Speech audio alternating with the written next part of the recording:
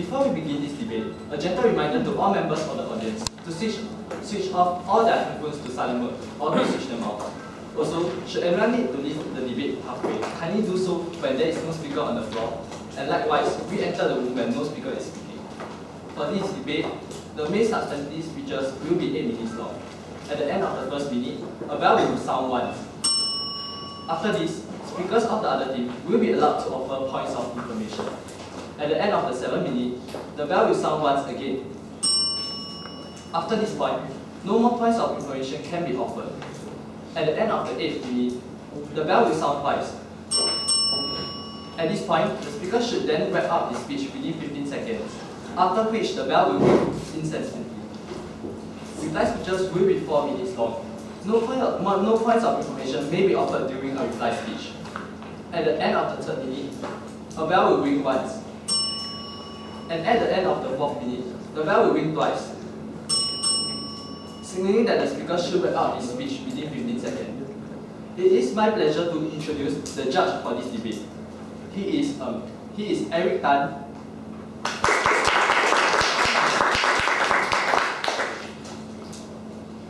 The motion for this debate reads: the House will not allow gag orders to be part of settlements in environmental lawsuits. On side proposition, we have ACJC Team A.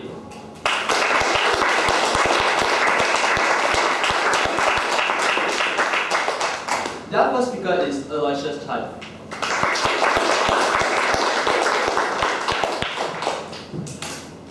Their second speaker is Wittberger. Their third speaker is Annette Yeo.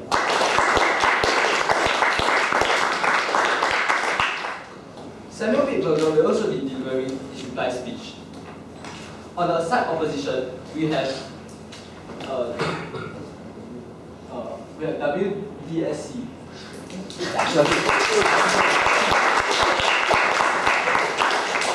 Their first speaker is Lee Chin Wee. Their second speaker is Etsuko Lim.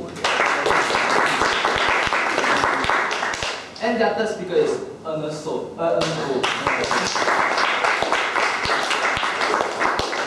Lee Chin Wee will also be delivering the reply speech. So without further ado, may I invite the first speaker of the proposition to open their case.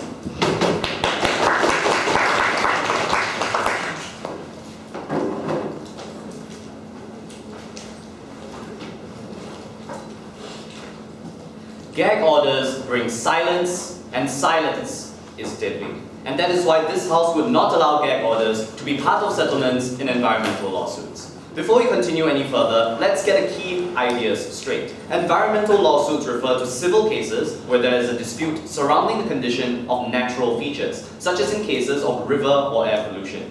Harms arising from environmental violations are not exclusive to any single plaintiff, as they harm entire communities, thus making them matters of public interest. And we give you the example of the case of Klein v. United Aggregate Corporation in 2008, where a quarry was taken to court by local residents for polluting the local underground water supply, thereby inflicting egregious harms to the local population. Settlements refer to a compromise that is sought between defendant and plaintiff to end legal proceedings without the court's judgment of guilt, usually with monetary compensation as result. And this occurs within the ambits of the courts and in 97% of cases before going to trial. Settlement terms are typically drafted and dictated. Point of information, sir. Thank you, sir. Typically drafted and dictated by the defendant because an admission of culpability on their part would be tantamount to damaging their public reputation, thus allowing them to seek this means of recourse. Gag orders, in turn, prohibit those involved in the case from releasing any details pertaining to the nature and terms of the dispute. Then this prevents further lawsuits against the defendant and blocks legal counsel from making reference to case details in any future proceedings. And this is conditional to the rest of the settlement offer, therefore granting defendants the ability to impose terms on plaintiffs using this extreme leverage that they have. Sir. No, thank you, sir. We give you the example of the 2011 case of Hallowich v. Range Resources Corporation, where citizens of Pennsylvania were forced not to divulge the circumstances of their gross suffering after hydraulic fracturing operations ravaged the local environment. Now, on proposition, we strongly believe that in the public interest, gag orders should not be part of such legal settlements, as it impinges on the duty of the courts to secure the safety of the people and further destroys the environment in the long term. Before I continue, yes sir. The most important details are already reviewed in criminal proceedings. Why are a few additional details so much that victims should not be allowed to choose their compensation?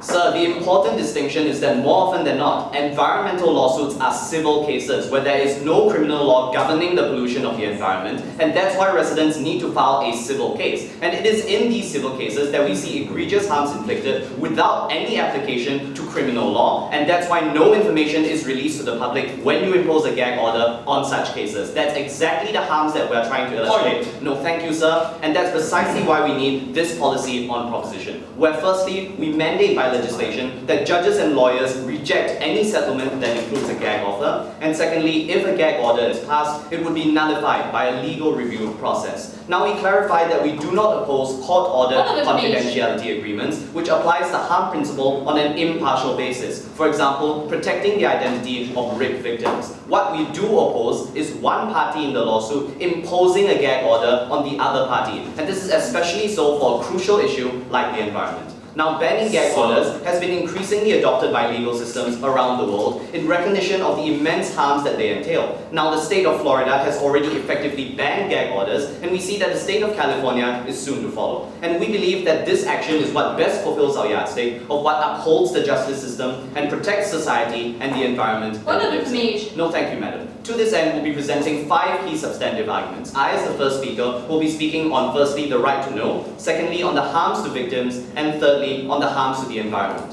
For my second speaker, we'll continue on enabling more victims to seek legal recourse and on obstructing the progress of criminal justice and legislation. I'm now transitioning to my first constructive argument on the right to know. And the thesis of this argument is that gag orders cannot be imposed on environmental lawsuits because the judiciary is a public institution, and where the impact of the case is so significant, the public is entitled to information. The court system is a fundamentally public entity given their usage of government resources, facilities, and employees. And the moment the parties in the lawsuit agree to use the mechanism of the courts to settle their dispute, they agree to release their information and they give the court the right to decide, therefore it becomes a public matter. And this is especially so considering the wide-scale egregious harms that environmental violations entail, making it a matter of public interest at its core. This therefore grants the public the right to know, given their status as stakeholders in the court. But when a gag order is put into place, however, the public is deprived of this essential information. And this is principally unjustified in an open, transparent court system and disastrous considering the harms to the environment that occur. Therefore, because it is in the public domain, gag orders cannot be imposed on such environmental cases. We cite the example of the 11th Circuit Court in the United States recently ruling that any cases pertaining to the Labour Standards Act, which covered employees' rights issues with broad scope and impact, fell within the public interest, and hence gag orders could not be applied in those circumstances. Applying the same principle of broad scope and relevance into environmental issues, we recognize that we cannot infringe on the public's right to know where the issue is in the public domain and where the issue threatens lives.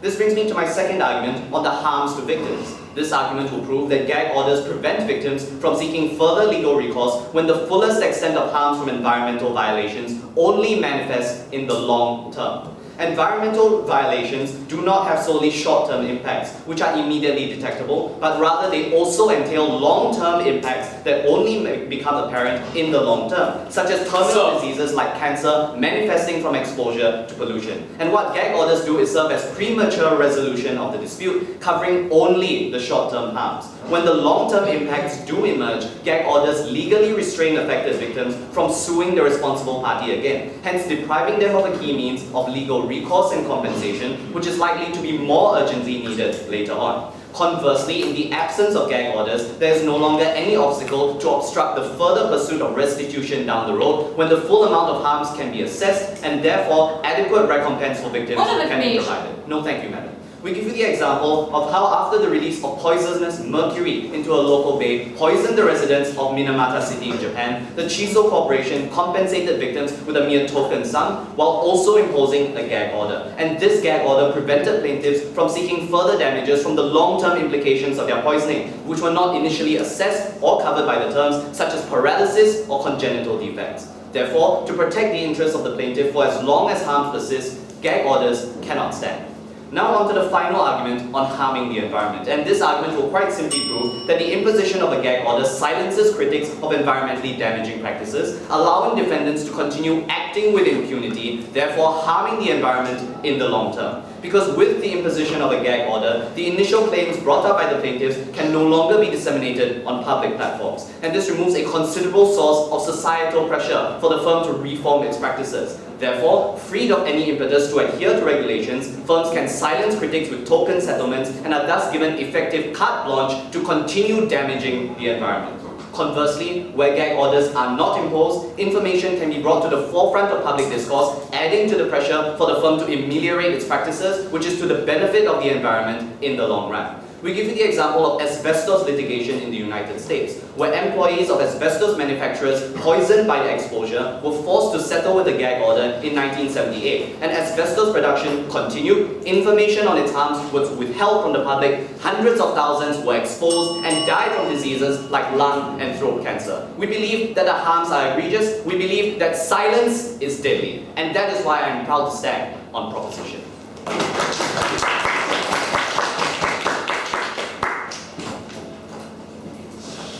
Speaker spoke for 8 minutes and 12 seconds. I thank the speaker for his speech. Next, may I invite the first speaker of the opposition to open their pleas case.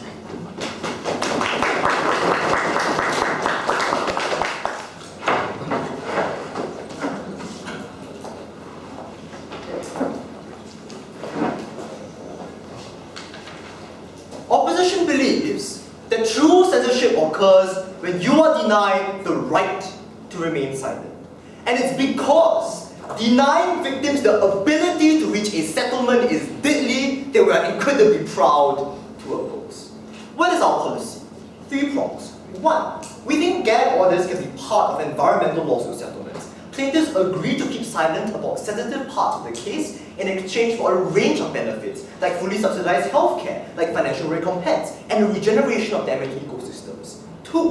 We think as per status quo, companies will have to comply with existing legal regulations. If a company dumps radioactive waste or illegally deforests, it will be prosecuted by the criminal courts. 3. We think there is a spectrum of means to ensure corporate transparency. We support investigative journalists exposing environmental damage, and we protect whistleblowers who reveal corporate malpractice. Furthermore, plaintiffs can always choose to reject settlements and force corporations to be transparent in civil. Point of information. So, with that in mind, no thank you.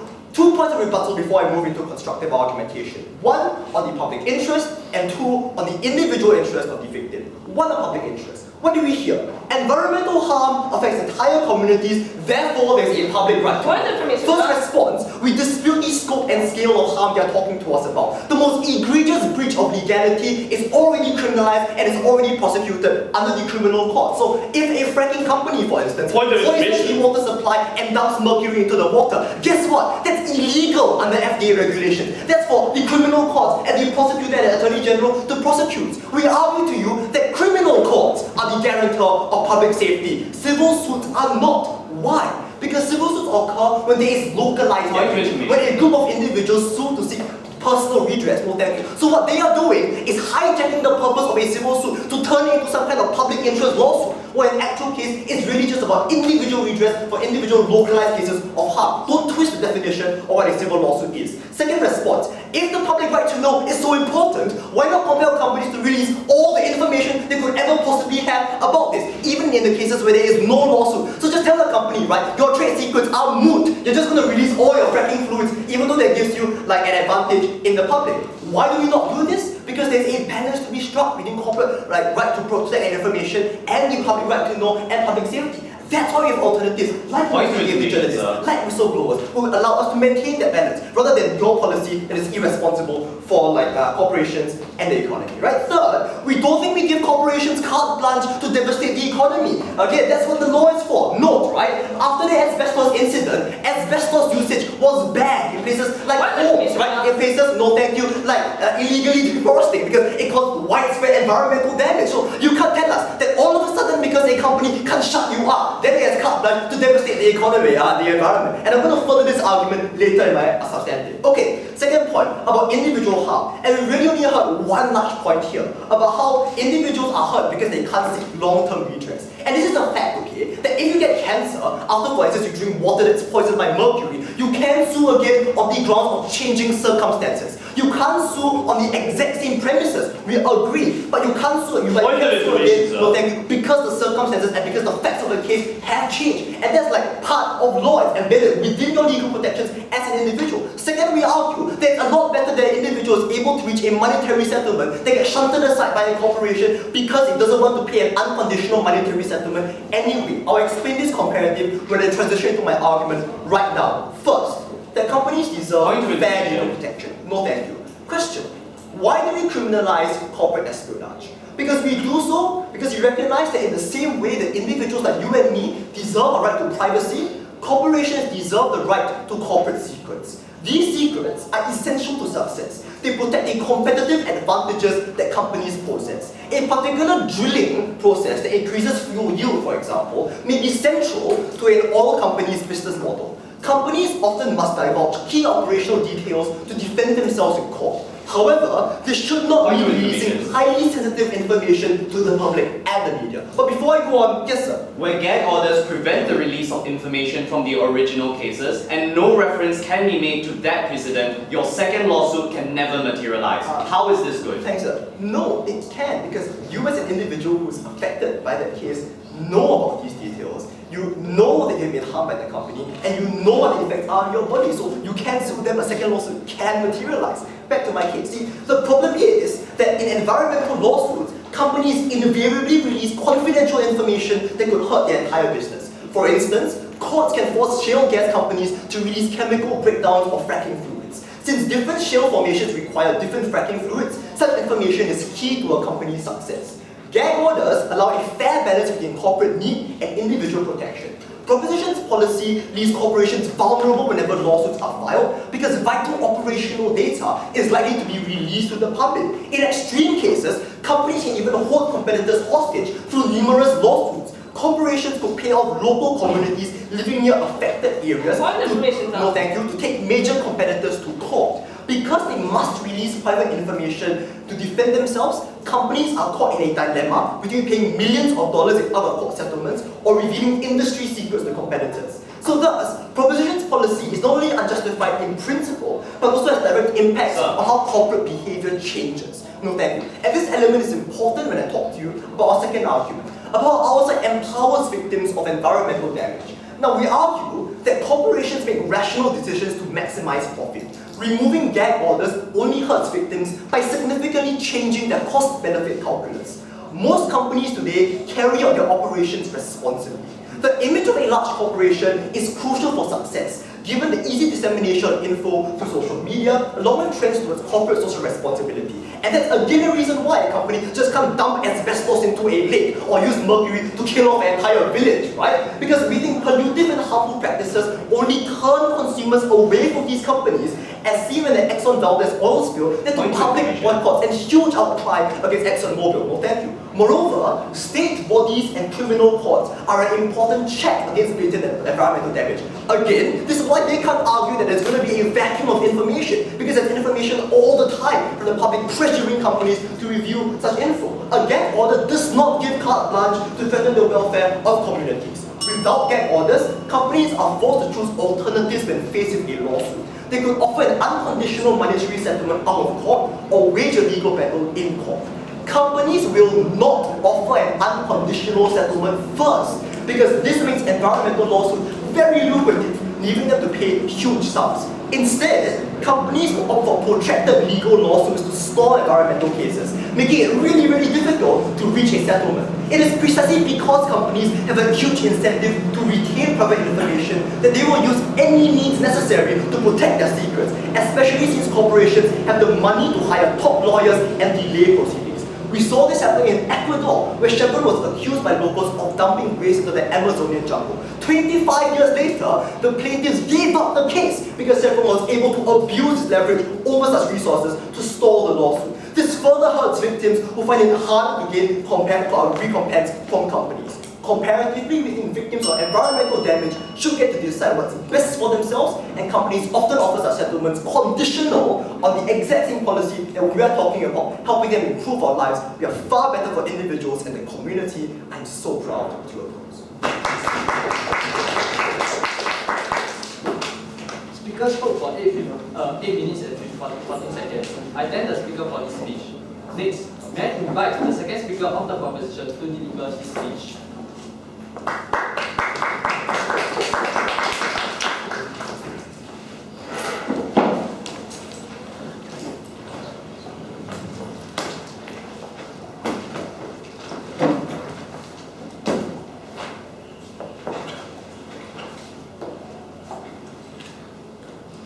If you listen carefully enough, opposition's entire case is hung on one crucial assumption, that there currently is enough information that is available for everyone. But given that companies can already in the status quo hide their insanely pollutive act with increasingly high amounts of capital that they have, the most tangible impact of what they have done is the egregious impacts to the health of people and victims of these processes.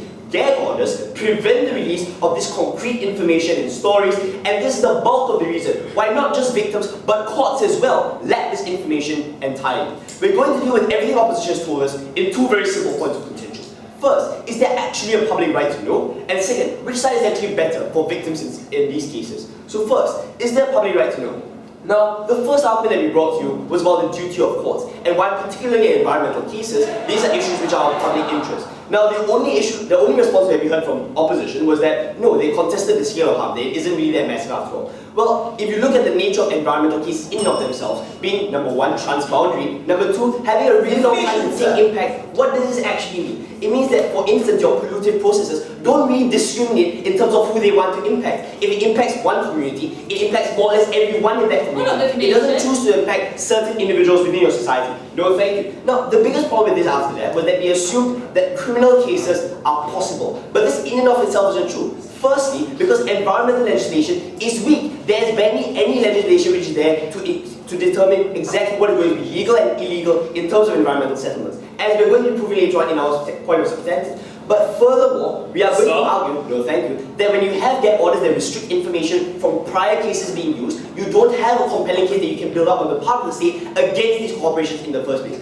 I'll prove this in my substantive later on. No, the next argument that we heard was their first substantive, why companies deserve fair legal protection. And their main argument was that sensitive trade secrets are going to be released. We have two responses to this. First, that really isn't the case, because if you look at the reality of actual court cases which happen in terms of civil suits, most of them don't release any trade secrets whatsoever, because they are concerned with only determining whether these individuals' health impacts are a direct result of what has happened as a result of these companies' polluting practices. But even if, and this is a crucial argument that we have, even if we are forced on side proposition to concede that we release these trade secrets, we are going to argue that we are perfectly fine with it, because we'd rather release the trade secrets of one company than have entire communities having their lives torn apart today and in the future as well. And it's because the courts are meant to protect these victims that we are incredibly proud to propose. No. Second point of contention, or which side is actually best for victims. Now, their second substantive in their first speaker was about how companies are supposedly good because they care about their corporate social responsibility. Well, that's actually a very nice thing to believe, but unfortunately that isn't true. Because if you look at a case, for instance, in the United States, where 80% of companies consistently evade detection by the EPA for all their pollutive practices, and 78% of cases are not able to be prosecuted by the state, it is clear that companies use their high amounts of capital to hide the pollutive practices which they engage in. That is the reason why actual pollution still happens. No thank you. But more importantly, they argue that victims cannot get settlement now. We agree that it will take slightly longer for them to get any terms of compensation whatsoever. Yes, the process will be slightly longer, but on the comparative, it's a lot better. Here's where our first speaker's second substantive came in. The reason why you can't sue later on is because you're not allowed to make any reference to the first case which you launched. So for instance, if you launch a civil lawsuit, you're not able to make any reference to that case which you made in the past. Therefore, on that grounds, you're unable to make any kind of reference and therefore file another lawsuit in the future. If not, you risk your companies clamping down on you, either withdrawing the settlement entirely or suing you for an even higher amount, as I'm going to be proving in my substantive. Suffice to say, we've already dealt with most of their argumentation, and the arguments on our side still stand. Firstly, about the duty of the court as a public institution. Second, about the harm to victims in terms of why they can't sue later on, and why this is even worse, considering that most of the worst harms happen in the long run rather than the short term. And third, on the actual harms to the environment, which I'm going to be continuing in my points of constructing. So first point of substantive, on enabling more victims to seek recourse. The thesis of my argument is simple, that gag orders limit awareness on legal recourse, that can be sought in cases of environmental damage. This prevents other victims of similar cases from bringing their concerns to court because they don't even know that it can be done. Go ahead. If, as your first speaker says, an entire community has been ravaged, can you name me just one country that does not criminally prosecute this or allow all victims to file their own civil suits? Yes, they can file their own civil suits, but unfortunately, when they do file their civil suits, either number one, a small group of individuals files it and immediately a company has a settlement with them, and this prevents the rest of the community from knowing that they can actually take up lawsuits in the first place because the entire nature of those settlements is hidden, as I'm going to be explaining. Gag orders prevent all information regarding environmental cases from being released, and this means that entire communities are oblivious to the egregious harms that their societies face due to these polluted actions. Why is this the case? In many instances, the very nebulous nature of harm, such as a sudden spike in cancer rates from river pollution, for instance, is very hard to directly attribute without the knowledge that is established very concretely in the context of a lawsuit or a trial. This creates two facets of harm. No. First, members of the community don't even know that they've been harmed by pollution because they are denied access to the information that reveals these daily truths to them. So for instance, they may never even know that they've been drinking polluted water from their tap each and every single day without knowing that these lawsuits have been filed. But secondly, and more importantly, this creates unawareness that the situation that they are in is actually legitimate grounds for a lawsuit to seek recompense. What is therefore the effect of this? Victims are now apprehensive about taking up lawsuits and unlikely to file them in the first place because everyone else in the community seems to be perfectly fine with the situation, and it appears that no one is taking legal recourse at all. This misplaced notion of what is normal prevents other victims from knowing that the grievous harms that they are facing are not normal and that they can actually seek legal recourse and recompense.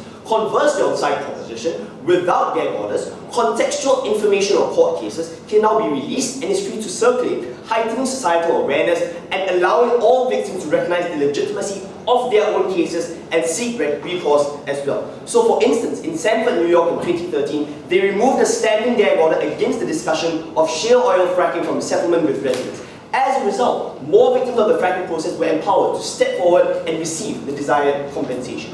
Therefore, because the truth is what sets us free, gag orders must be removed. Second point of constructive, on obstructing criminal justice, and they're going to deal with the bulk of their assumptions. The thesis of my argument is that gag orders withhold information that is necessary to press criminal charges in the first place. We need to understand that civil suits revolve primarily around the settlement and paying out of damages, failing to tackle the actual harmful impacts of the practices of companies. Acting to stop them requires criminal prosecution by the state on an entirely different set of law, such as the penal code and criminal law. It is impossible for a state to build up a compelling case against errant companies in criminal trials in the status quo. This is because, even in the case of court subpoenas, witnesses are unwilling to step forward because of the risk of instantly losing the damages awarded to them in settlements or being countersued by companies for an even higher amount, which has happened in numerous cases in Pennsylvania and Louisiana. Similarly, gag orders seal all documents which are associated with evidence on the case, rendering it completely inaccessible. Therefore, when they are prevented from obtaining crucial witness testimonies and key evidence, states cannot prosecute destructive corporations in criminal courts. And this is why in 2012, 78% of all criminal environmental lawsuits in Louisiana were immediately dismissed due to the inability to obtain concrete evidence. This therefore enables corporations to escape scot-free and continue with the environmentally degrading practices because they seem to have a veneer of legal legitimacy which is granted to them by the courts of the nation. This is even worse for the environment. Therefore, because gag orders restrict admissible evidence and truths that are integral to effective criminal justice, we must stand against them. Stand on proposition where we recognize that gag orders suffocate with silence and silence is dead.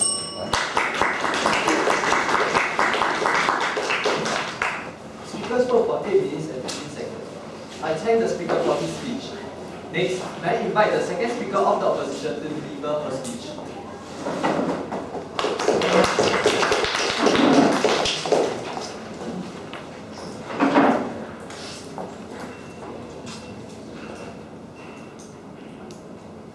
Let's make it clear what gag orders are. They don't restrict all information or even the vast majority of information as proposition would have you believe.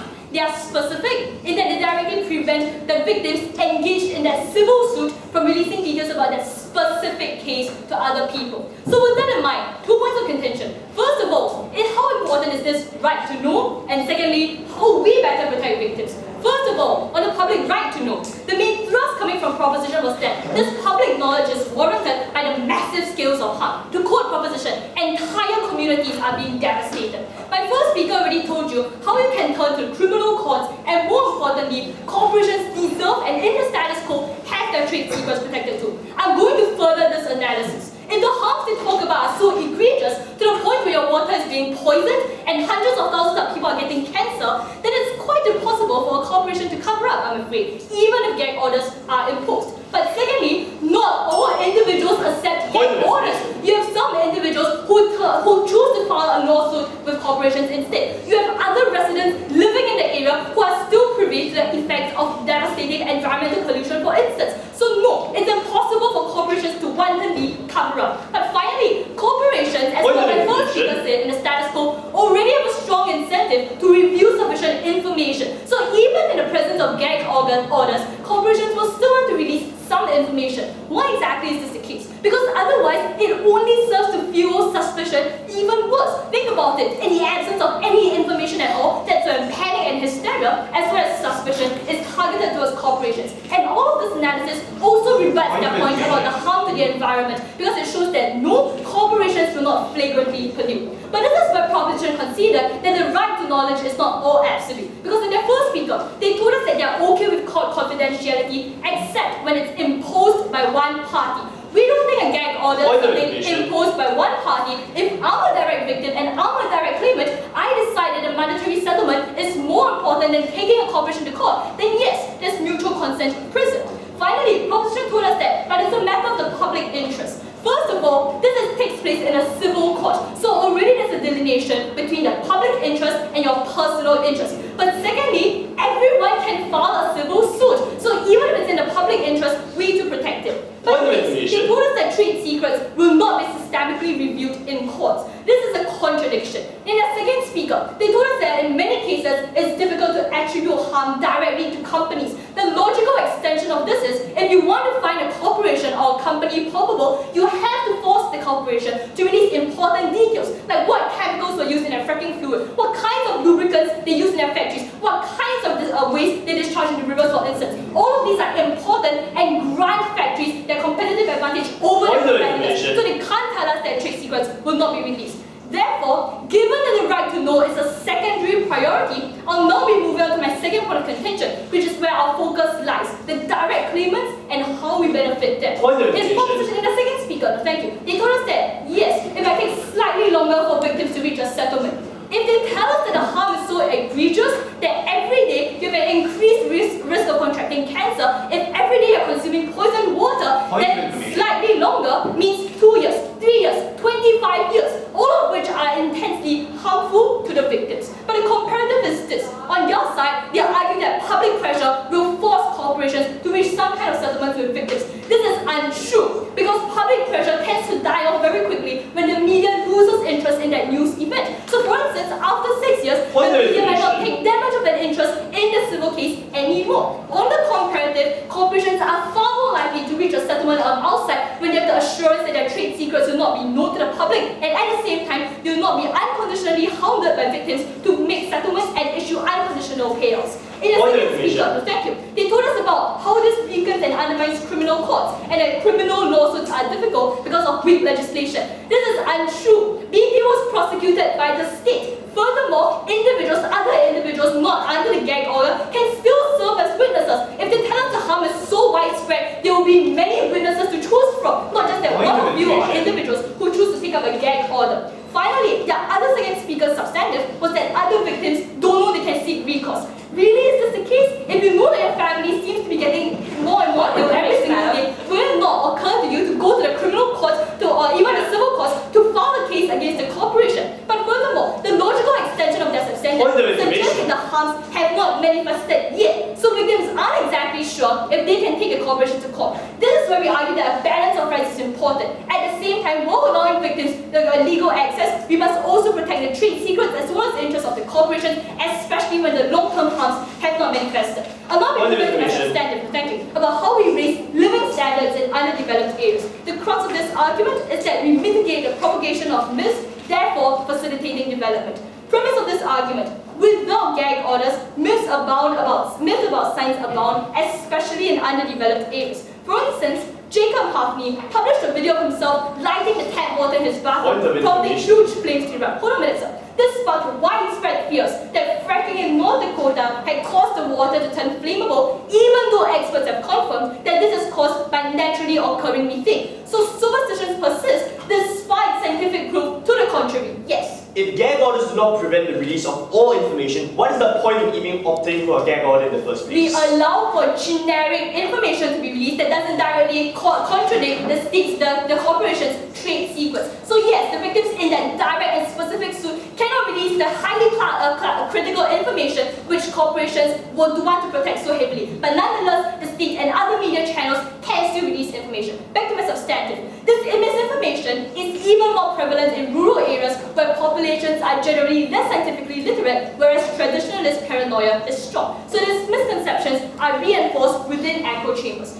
Why exactly are myths so destructive in rural areas? Because we think residents should be able to engage in a process of rational deliberation if the economic benefits of development outweigh its potential harms. But superstitions hamper this calculated decision making. Myths about science spread paranoia, so the residents thus miscalculate threats to their health or the environment. Therefore, residents are more likely to reject development because of the exaggerated environmental risks. Furthermore, corporations are less likely to operate in such rural areas in order to avoid backlash and thus protect their reputation. This was evident when Santos, an oil and natural gas company, was forced to stop work on its coal seam drilling program in Piliga, even though water from COVID methane wells have met federal drinking water standards. Despite this, there were widespread fears of water contamination. Therefore, rural areas lose precious opportunities for growth and development because MNCs like PepsiCo have built roads in rural areas to deliver their goods, and this increases transport accessibility for villages as well. Likewise, Unilever has also provided education as well as healthcare to communities whose workforces they rely upon, thereby equipping villages with the skills to be competitive. But gag orders enable companies to improve such underdeveloped areas because the restriction of misinformation as individuals cannot divulge news pertaining to environmental lawsuits to others. This means that companies can develop rural areas without excessive interference but will still face criminal charges if they wantonly pollute. Therefore, gag orders are crucial in restricting the spread of myths, thereby enabling rural areas to enjoy a higher quality of life. It's for all these reasons that we better protect victims, and we're so proud to stand in opposition. Speaker spoke for 8 minutes and 12 seconds. I thank the speaker for her speech. Next, may I invite the third speaker of the proposition to deliver her speech.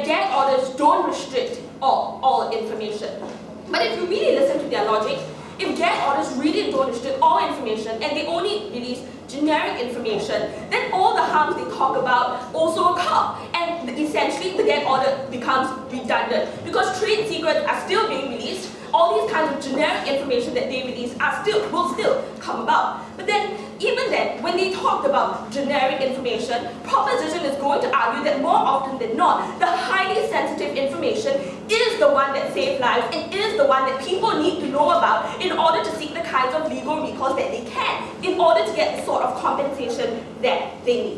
Which is why opposition, if you listen to their kinds of language, was essentially redundant, and their policy and stance was simply not fair in today's debate. But then another key assumption they had was that this choice is particularly fair. But then it's really not about who looks for the gag order, but really it's about who looks for the gag order, but rather not where the harm comes about. Because what happens that we're going to argue that courts are an impartial individual who can ascertain the harm, but looking at the harm principle and not necessarily whether one party wants it or not, which is why we rather have courts arbitrate these kinds of gag orders as compared to having one particular individual seek a court order. And the reason is simple, because some companies and some individuals, especially especially your corporations, have more information as compared to your individuals. For example, they will know about the long-term harms. They know about the sorts of legal loopholes within the law that they can actually get sorted out for, which is why they will seek for compensation and they will seek for a settlement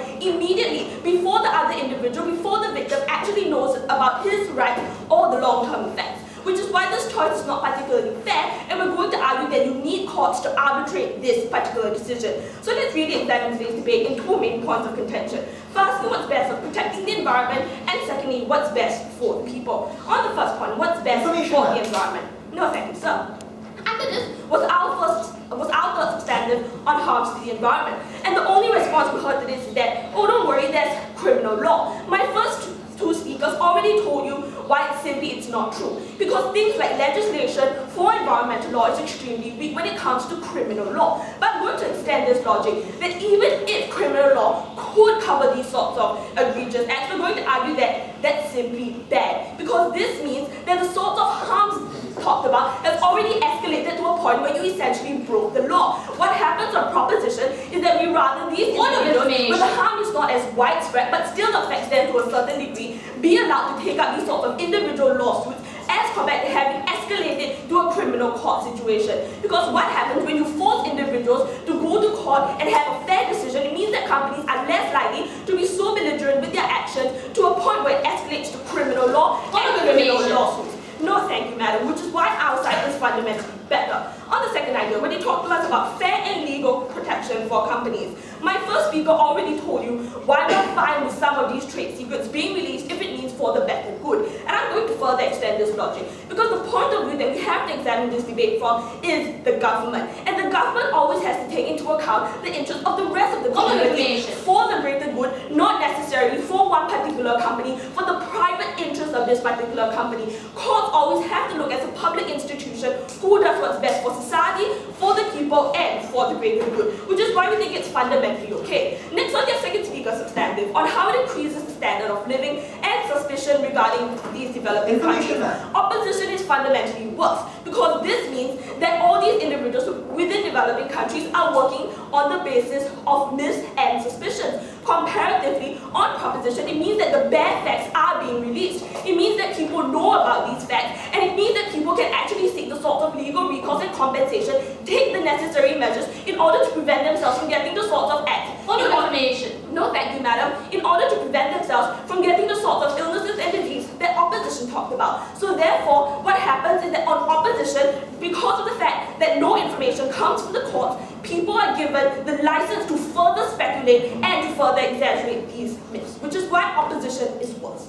Now let's move on to the second idea on what's best for the people. And this was our first substantive on why these individuals have the right to know. We already told you, firstly, it's transboundary in nature. Secondly, it takes extremely a lot of time in order to actually achieve these sorts of results. Here's where they never once responded to this particular logic. For example, in the Tamil water pollution incident in 1998, up to 2012, 2 years ago, people were still disputing the sorts of effects with these particular pollution water incidents, which is why proposition needs to take into account the long-term effects, and you simply can't counter-sue. The reason is this, because like they talked about, these corporations usually have large lawyers, which means that they can actually implement the sorts of conditions which prevents the plaintiff from ever seeking the sorts of recourse ever again. So what happens is that firstly, they will either counter-suit for an even larger sum of money, which is far worse towards these individuals. On the second substantive on proposition side, which was harms to the plaintiff, here we already told you why you simply can't counter-suit. I'm going to give you additional reasons for why it's even worse. Because even if you could counter-sue, your legal counsel essentially has no evidence in order to back you up. Because they can't talk about it, they can't find out about it, and the sort of witnesses that you want can't actually come out. But here's where they try to tell us that some individuals, in a minute, madam, will still come out and talk about these particular issues. Yes, maybe a minority of individuals may come out, but that's really not sufficient, because what happens within court proceedings is that lawyers have the ability to fundamentally discredit this particular minorities who actually come out to speak. What happens is that you need entire communities to come out to prove a clear correlation between the act as well as the effect. Yes, madam. You told us that the harm is not as severe because it hasn't reached the criminal courts. In light of that, why can't victims make the choice as to whether or not they want to accept a gag order but get a monetary settlement instead? Madam, because we already told you there's an asymmetry of information. Some of these individuals, the victims, only look at the short-term gains, but they fail to take into account what happens in the future, where they get long-term side effects, like brain problems or heart problems. These are the sorts of things that victims can never know about, but corporations do, which is why we need the courts to step in to arbitrate that decision on a pure harm principle. Next on the next idea, which was their first speaker, second substantive, and how it empowers victims because they essentially get compensation.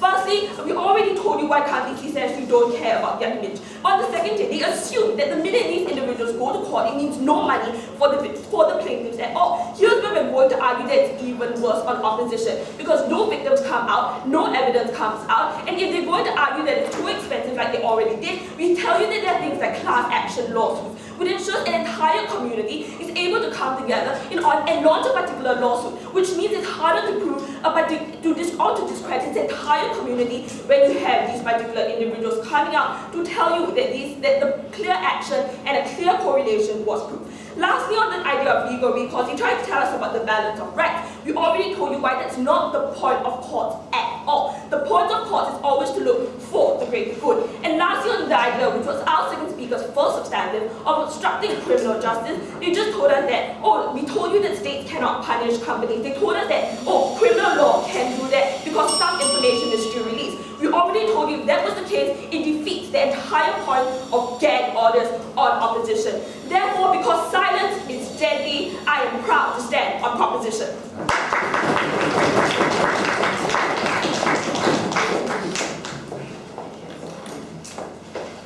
Speaker spoke for 8 minutes and 12 seconds. I thank the speaker for her speech.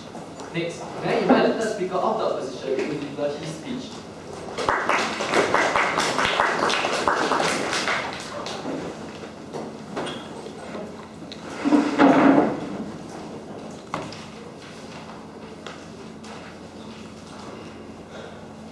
I have 3 questions. First of all, how do you strike a best balance between rights? Second, which side empowers claimants? And third, which side aids communities? First, how do you strike a balance between rights? Now let's make it very clear. Proposition debated different instances of environmental damage when it suited them. Sometimes this was about the most egregious cases, like what the first speaker said about entire communities being ravaged. We're going to take them on either side of the spectrum. If this is about the most egregious cases, like pouring mercury into rivers, like where entire villages are ravaged, let's be absolutely clear. In a criminal court, even if some people accept a gag order, even if some people cannot speak, allow me to suggest that if an entire community has been ravaged, we have enough people to revoke licenses, to fine people, to put CEOs in court. So obviously this debate reasonably can't be about these cases. Furthermore, we give systemic analysis in our first and second speaker, that if an entire village has been ravaged, if an entire city has been flooded, then you can't hide these things. And in these cases, in the most egregious cases, where the public actually has a direct interest in this case, not only are they covered by criminal courts, they also have their own civil cases to sue. No thank you. So reasonably, this debate can't be about the most egregious cases of environmental harm. And that's why by their third speaker, they agree. This case is about things like the Halo Ridge fracking case in 2011. This is about cases which haven't escalated to direct and tangible harm on Mars, but which they said they want to stop moving to that extent. Let's be absolutely cleir. If their third speaker admits that this is about potentiality of harm, then we suggest that under this framework, that our priorities shift. And sometimes we need to care more about people who have already been harmed in a more tangible way than society's right to know 1 or 2 additional details. No thank you. And we're going to argue right now that this is a better balance of rights. Because let's think about it. If the society's right to know about some instance of harm, given that we agree this is about cases where they are not directly affected, then we suggest that this already guarantees so many other ways. Criminal courts can review this information when they charge people, and they can, because this, unlike what they say, states are not systemically disempowered from suing. That's why we sued BP, for instance, after its oil spill. That's why the Environmental Protection Agency exists and has sued 50 cases in the last decade. So we suggest that it isn't a fundamental failing of the criminal courts. Furthermore, we suggested investigative journalism, or the incentive of corporations to review these details themselves, because in the absence of fact, no thank you, many times myths and rumors abound. So it's overwhelmingly in the incentive of corporations and their own profit incentive to review as much as possible. So let's think about it. The logical conclusion of this argument coming from my first and second speaker is that the right to information of a community is really more or less guaranteed. Sure, maybe they might not have one or two individual stories, but we suggest that the right of a claimant to accept more payment and be financially empowered exceeds this right to know, especially because these are cases where there is no direct harm. Finally, we suggest that there is no contradiction between what we've been suggesting. Sure, information might be reviewed under our side, but this is systemically different information from that is reviewed in courts. Why? Because investigative journalists or corporations just aren't going to review corporate secrets. So for instance, no thank you, investigative journalism might test, for instance, what liquids are contained in fracking fuels, but they aren't going to be able to tell you because they don't access to the information, the trade secrets of a corporation. So that's the distinction. There was no contradiction under our side of the house. So therefore, yes, we suggested that if claimants are really been directly harmed by the environmental damage, both sides agree is bad. Then we argue that his right to pay money, no thank you, and be financially empowered, using their example, $750,000 to be able to relocate, to afford medical expenses for his children. We suggest that right exceeds the right of somebody to know about his suffering. No thank you, and we stand on the behalf of these people to be financially empowered instead of being dragged into lengthy lawsuits where they can never get recourse. Then yes, we suggest that victims who have already been harmed and are claiming a lawsuit in court deserve the right to financial empowerment and autonomy more than the public has the right to know. Finally, we suggest that corporations are important too. No thank you. And proposition makes the standard debating fallacy of assuming corporation is synonymous with evil. We suggest that many times the real reason why they use gag orders is to protect things like their trade secrets. And let's think about it. Their side opens the door to corporate espionage because it's so easy to just claim a lawsuit against a corporation, hold a moment matter, and then use the lawsuit to review secrets. And this is exactly what damages workers on the pipelines when corporations have less money and are able to employ less people because their side systemically makes it that much harder for a corporation to remain in operation. Yes. In 2002, residents living in Kentucky were in a similar situation as the Aloysius family, got $4 million in court compared to $750,000, which is why we need the courts to arbitrate these decisions. Yes, but we suggest first of all that this asymmetry does not exist under what your side claim, and my first and second speakers already disputed this. But in that case, we suggest that it should be up to the family to decide if she preferred to have a larger settlement at this point in time because she needed this money urgently, or to decide if she wanted the additional sum later in the future. Your side can't systemically take away the right of victims to decide what's best for them. Therefore, on the side of claimants and corporations, our side suggests this is the better balance of rights. Second question, therefore, which side empowers claimants? We suggest that both sides agree corporations have great financial and legal clout. So there are possible options that might accrue if they are denied the ability to settle a gap order. The best case scenario we heard from the second speaker was to say you might eventually win on the part of claimants, but only after 25 years. Let's be absolutely clear. If there is someone to situate this debate in cases of like cancer after you drink mercury, then we suggest that 25 years is too long a time. So even in the best case scenario, this is unviable. But the more likely scenario we suggest is because of the financial and legal clout of corporations that claimants are more likely to lose these cases. No thank you. And this means, for instance, not having healthcare because they can't afford these things, not being able to move out of stricken regions. So their side hurts victims in a way that our side doesn't. But let's think about this analysis even further. In many cases, after claimants lose a lawsuit or withdraw their charges because they no longer have the financial expenses to keep it going, judges impose gag orders anyway. So the comparative is not between victims being able to speak on their side of the house and victims being able to on theirs. We suggest that this is about victims not being able to speak on either side of the house, whether or not it's a gag order negotiated with companies or imposed by judges. Then in this case, we would much rather have victims at least be financially empowered than not financially empowered on their side of the house. But the final scenario they tried to give us to say this is better for long-term recourse. As they said, no. We suggest that in these cases, we would much rather have corporations settle for short-term recourse, especially because we support the right of victims to decide what's best in their interest. Let's think about this further. The response to our argument on long-term recourse and the fact they can change the circumstances of your lawsuit to sue them anyway in the long-term new information is reviewed was to say, no, corporations will block you out because of the financial and legal clout. Guys, that admits to us and concedes that even for short-term lawsuits or the claims that you're making in the present, corporations can do the exact same thing. In which case we suggest, even if outside can't have long-term lawsuits, we much rather empower them in the short term than not at all. Because their side admits that corporations can do these things, we much rather be realistic and admit that we would rather empower victims to an extent than not at all. Therefore, second of all, our side empowers claimants as well. And because we have really proven that their side, that these are the people who have been most tangibly affected and deserve the most help, our side thinks that we have taken this debate on this ground. Third, we side empowers communities. And the only response to the entirety of my second speaker's constructive argument was to say, at the very least, now you have information to know about the sorts of harms that have been inflicted you by by corporations. Let's be clear, that was not my second speaker's argument. Our argument was to say corporations sometimes do bad and good things, but the way in which communities should adjudicate on these situations should be in a way that's rational and not in the absence of fear and irrational worries, which tends to be the case when information is reviewed in the way when gag orders are removed. So therefore, that's like didn't really touch the nuance of my second speaker's argument. The implication of this is therefore that there's like consigns entire communities not being able to make the best decisions for themselves because they're told, for instance, by select individuals that these things are disproportionately harmful. We'd much rather this information be reviewed through the alternative channels that we stood by or without the mass paranoia and harm that exists on their side of the house. Therefore, because our side stands as the best balance of rights, empowers claimants and communities, we believe that true censorship is when you're denied the right to stay silent.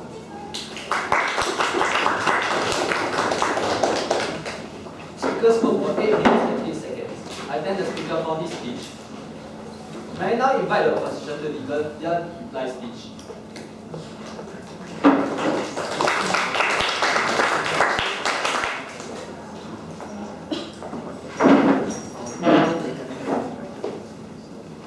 Having to wait 25 years to access healthcare is dead. Having to live with pollution for half your life is deadly. Silence may be deadly, but denying victims the right to reach a settlement is deadlier. Let's take a walk to the naive, conflicted world of the proposition. It was a world riddled with contradictions. Because on one hand, corporations were evil and disproportionately powerful, but on the other, they would offer unconditional monetary settlements to plaintiffs. On one hand, companies perpetrated huge amounts of environmental damage, like dumping mercury into water supplies, but on the other, they could cover this up. On the one hand, the public right to knowledge was absolute, but on the other, corporations deserve the right to trade secrecy. Examine this, because whenever propositions were pushed, they just retreated to a new characterization that happened to suit their argumentation. It was a world where filing a civil suit meant fighting in the public interest, because communities that were hurt by corporate behavior would have to go up against the very asymmetry of power that they spent 3 speakers talking about. It was a world where the criminal courts were suddenly inept, because somehow one family fighting an isolated incident of harm accepting a gag order suddenly meant that a prosecutor's case in the criminal courts would be dead in the water. But what's worse, proposition had the arrogance to claim that they knew best for victims. Because they told victims that they should suck up the harms of environmental damage and fight corporations in civil courts. They forced families to reject settlements that could have guaranteed them healthcare to ensure that cancer and brain damage was mitigated in the future in exchange for 25 years of protracted legal battles. They told victims that we know what's best for you, that even if this means your children can have a better life, even if this means you can escape environmental harm, you shut up, you fight them in court, you show them who's boss, even though they're so much more powerful than you. Proposition were naive, conflicted, and didn't understand what their policy meant for the people who mattered. But let's escape the naive narratives that are perpetrated by 3 speakers and examine the far more reasoned alternatives that we told you about. It was a world that recognized that corporations weren't wholly evil or wholly good, but they were rational, that corporations understood the need to maximize profit. And it's because of this that it was far more likely that a gag order could align corporate interests with what the victims really needed. That a corporation wouldn't just say, I'm going to give you unconditionally $1 million because that's in my best interest, even if that means you can go on and talk about these harms in public. That's not what corporations do. We told you about the tactics that corporations employ to stall legal negotiations, to keep a case wrapped up for decades on end, really hurting the people who truly mattered. And it was in this context that we celebrated the fact that at least victims had the right to fight such corporations in court. That at least victims could choose if they wanted to get the $4 million that they told us about in the POI. But on their side, they told victims that this choice wasn't valid. It was also in our world where we recognized the importance of empowering communities to make better decisions. Because corporations weren't always bad for communities. That it's important that a sole isolated narrative of harm didn't detract from a reasoned, rational debate about whether or not a corporate presence could mean more employment, could mean a better future for my children. And these With discussions and negotiations, they were enhanced by your ability to talk about the inabsence of the kind of fear-mongering and panic that proposition spread. It was a world that recognized that corporate trade secrets were important, but had to be balanced against the alternatives of investigative journalism, the criminal courts, and whistleblowers that we told you about. It was a world that stood for the victim, that stood for society, and stood for the environment. We didn't defeat your right to keep silent.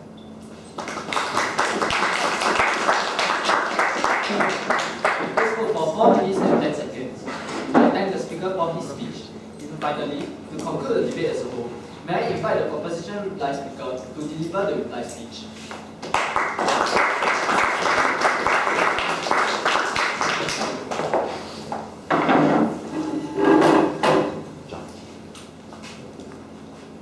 Destroying the environment itself is bad.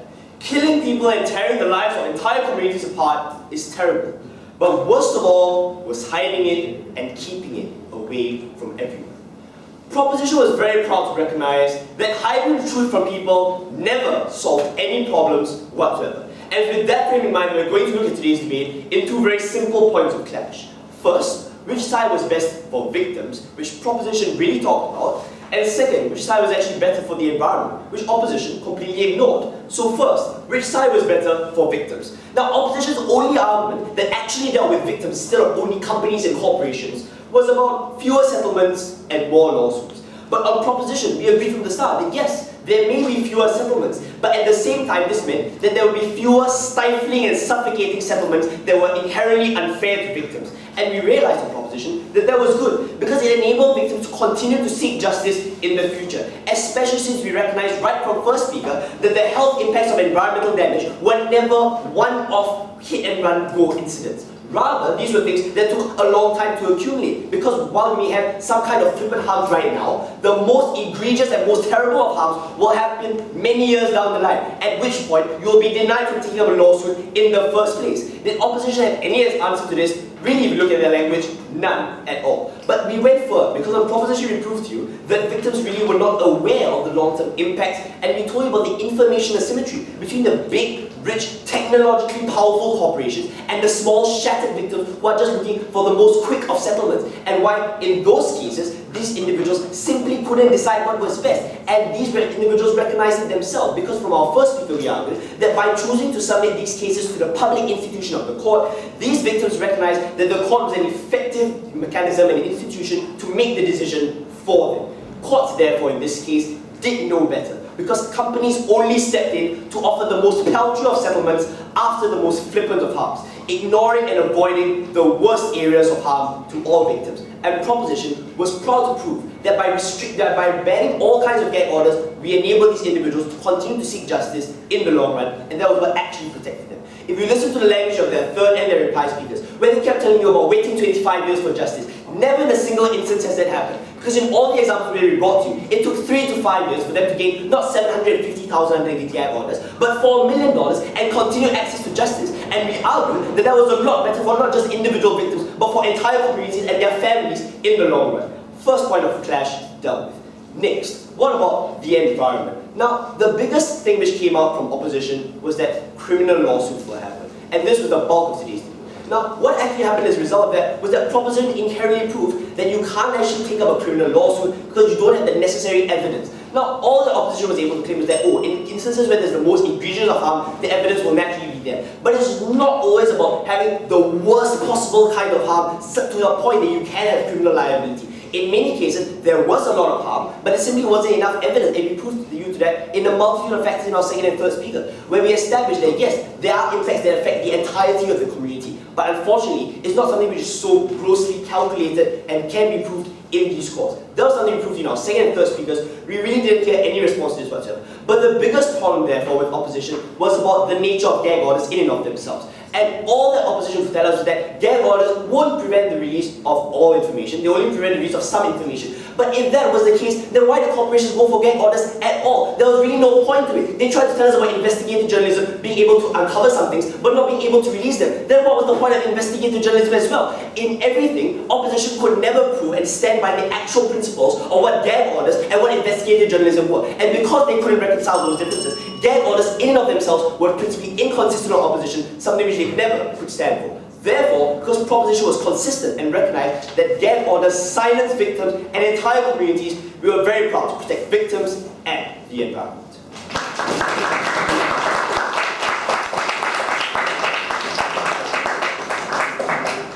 Speaker spoke for 4 minutes and 15 seconds. I thank the speaker for his speech. We have come to the fourth round of Dunman High School